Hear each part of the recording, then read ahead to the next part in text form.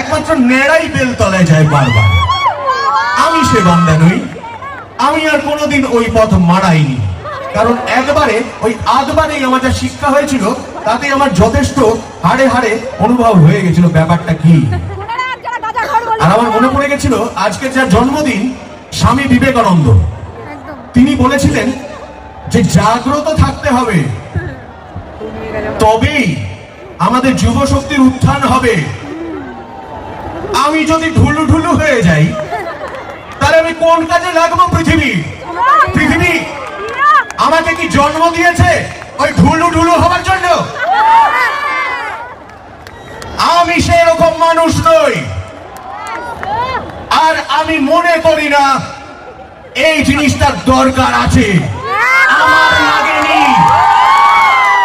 যারা এই গল্প তৈরি করেছে তাদেরকে ধরো, মোকাবিলা করো।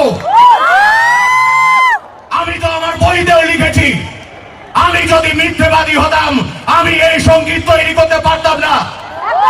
আমি মনে করি মিথ্যেবাদীরা কবিতা লিখতে পারে না, আর লিখলে ধরা পড়ে যায়। ইতিহাস এত বোকা নয়, ইতিহাস ঠিক ঠিক নিরূপণ করে দেয় কার কত নম্বর প্রাপ্য, কে পাস করেছে আর কে ফেল। মনে রেখো, ওই ধোঁয়া যারা ওড়াচ্ছ তারা লজ্জিত হও। মনে রেখো, গতবার কল্যাণীর বুকে একটা অনভিপ্রেত ঘটনা ঘটিয়েছিলাম আমি, কিন্তু তার কারণ কে সেইটা আজ বলবো তোমাদের সবার সামনে। কারণ হচ্ছে এই ধোঁয়া যারা উড়িয়েছিল এই বঙ্গ সংস্কৃতি সম্মেলনের মাঠে। আমি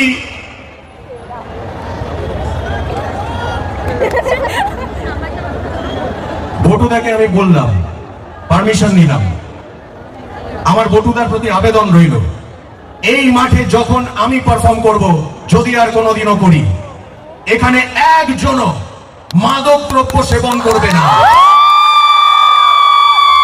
একজনও গাঁজা খাবে না, ঔষধি পরমাঔষধি খাবে না, অ্যালকোহল সেবন করবে না। মুখে যদি গন্ধ পাওয়া যায় এই গ্রাউন্ডে তাকে ঢুকতে দেওয়া হবে না। এই কথা আজকে আমি এখানে বলছি প্রকাশ্যে। যারা ওই ধোঁয়া ওড়াচ্ছ, যে ধোঁয়ায় আমি আহত হই, আমার মস্তিষ্ক বিকৃত হয়, আমি অসুস্থ হয়ে পড়ি, সেই ধোঁয়াকে আমি আমার কাছে আর ঘেঁষতে দেব না। কল্যাণী, তোমরা এই কল্যাণ